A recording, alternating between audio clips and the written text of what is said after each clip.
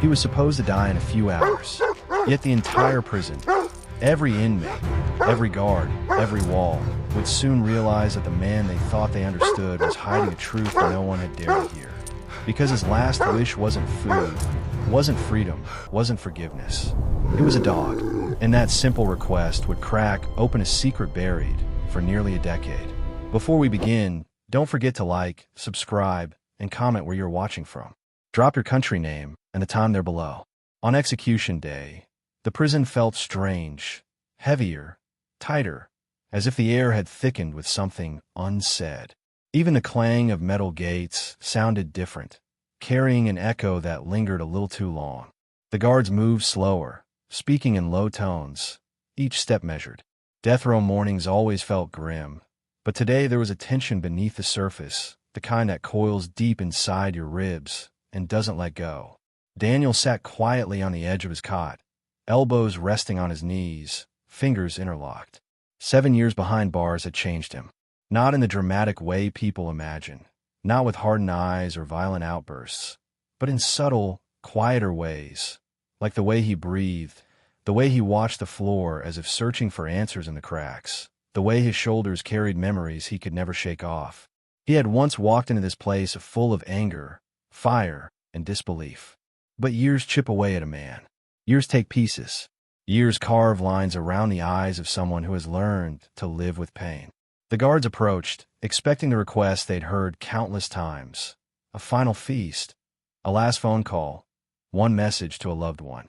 But Daniel's voice didn't tremble. It didn't crack. It didn't show fear. "I want to see Max," he said softly. "My dog." The guards exchanged looks, the kind that speak louder than words. A request like that didn't make sense. People asked for closure from humans, not animals. But to Daniel, Max had never been just a dog.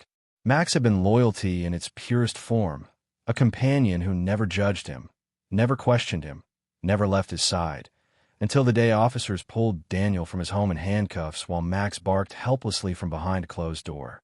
The warden considered the request with a mixture of caution and curiosity. He had seen unusual last wishes before. Someone once asked to hear their mother's lullaby, another wanted a particular childhood snack, another asked for silence. But no one had ever asked for a dog. Bringing an animal into a maximum security facility on the day of an execution? Unprecedented. Still, the warden studied Daniel's file. 7 years without a single fight. No disciplinary issues. No escape attempts. Not even a raised voice. Just quiet days, quiet nights, and a quiet man waiting for something no human should ever have to wait for. Max's name was written in the personal belongings section. German Shepherd, seized during arrest, companion for 8 years. After a long silence, the warden spoke. Under strict supervision. 10 minutes. Yard only. Word traveled through the prison like wildfire. Some guards scoffed. Others whispered. A few shook their heads, muttering about wasted effort.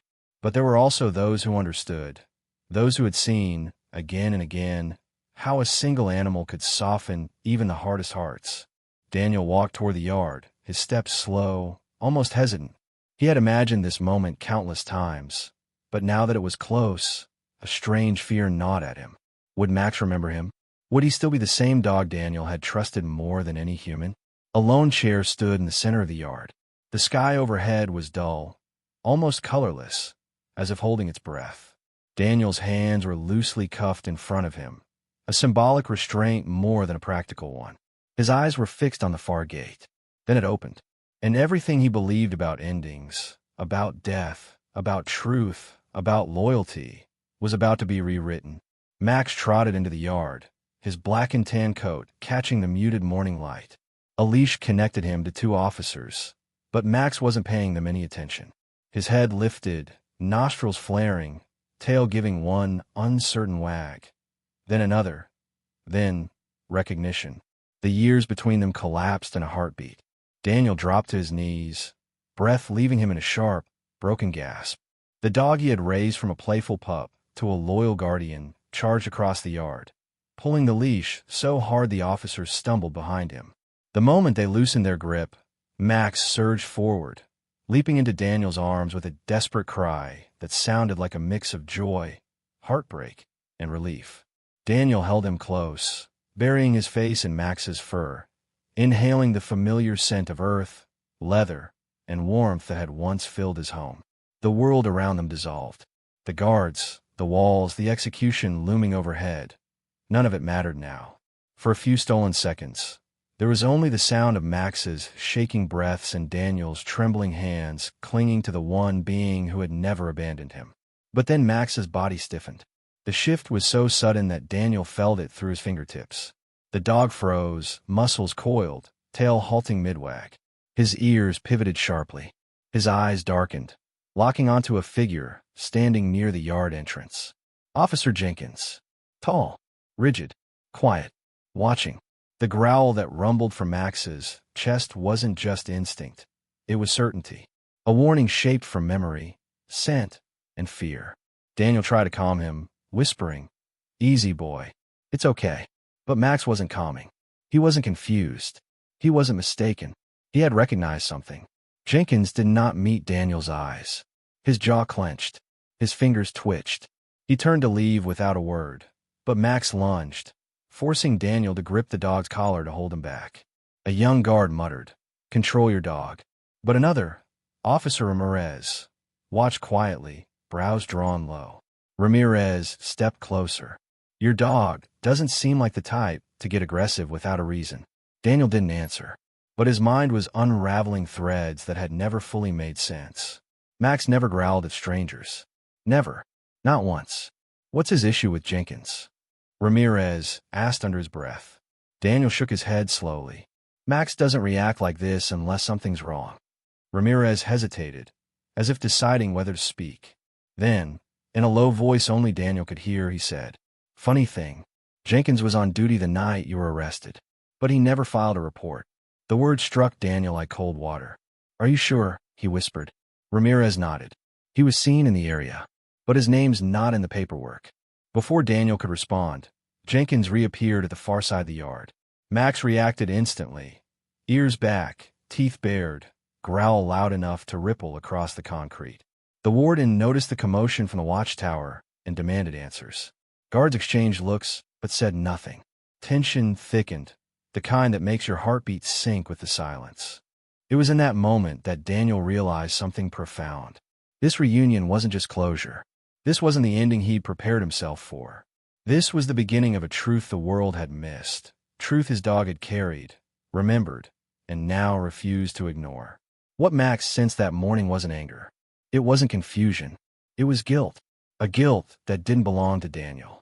And everything, the execution, the 7 years lost, the trial built on crumbling evidence, was about to be shattered because a loyal dog recognized the man who had taken everything away from his owner. Max didn't just remember Daniel. He remembered the night that had destroyed their lives. Hours later, Daniel was escorted to a small room for questioning. Max was allowed to stay, lying at Daniel's feet, eyes fixed on the door as if guarding against the very possibility of Jenkins passing by again. Jenkins entered moments later, his expression stiff, eyes sharp like someone prepared to deny everything before the first question was even asked. Ramirez stood in the corner, arms crossed, gaze unflinching. The warden took his seat at the table, hands clasped tightly. "Officer Jenkins," the warden began, "why didn't you report being near the scene the night Daniel was arrested?" Jenkins's answer came too quickly. "I was off duty. I was just passing by. Didn't think it mattered." Max released a single, sharp bark, so loud, so sudden, it cut the room in half. His eyes locked onto Jenkins's face with unwavering intensity. His growl rose like thunder, low and steady. Ramirez stepped forward. "That's strange," he said. "Because a witness just came forward claiming they saw someone matching your description, leaving Daniel's house moments before the police arrived."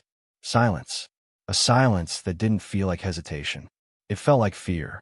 The warden's jaw tightened. "We're reopening the case. The execution is officially delayed." Daniel felt something inside him break.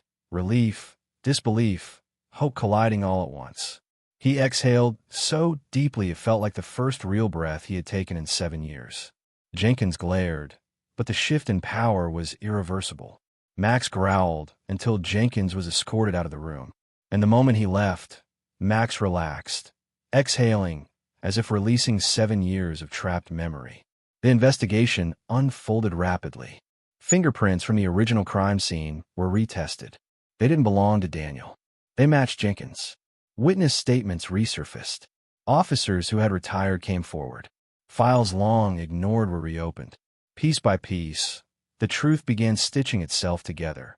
An ugly truth of planted evidence, hidden motives, and a man desperate enough to frame someone else. Daniel had been innocent all along. The day the prison gates opened wasn't met with cheering or spectacle. It was quiet, almost reverent. The world beyond the fence looked the same, but it felt different, larger, brighter, possible. And standing just outside, eyes shining, tail wagging with boundless faith, was Max. Daniel knelt, hands trembling, and wrapped his arms around him. "We made it, boy," he whispered. "We made it. No chains, no guards, no walls. Just the sound of two beings walking forward together, one step after another, into a life stolen but now returned." Daniel wasn't the man he used to be. He carried scars, some seen, most unseen. But he also carried something more powerful. Proof that loyalty can outlive years. Proof that truth can survive silence. Proof that a dog's heart can remember what humans forget. This story reminds us that loyalty doesn't need language. That love doesn't need explanation. And sometimes, the truth doesn't come from a courtroom. It comes from a dog who refuses to forget what he saw.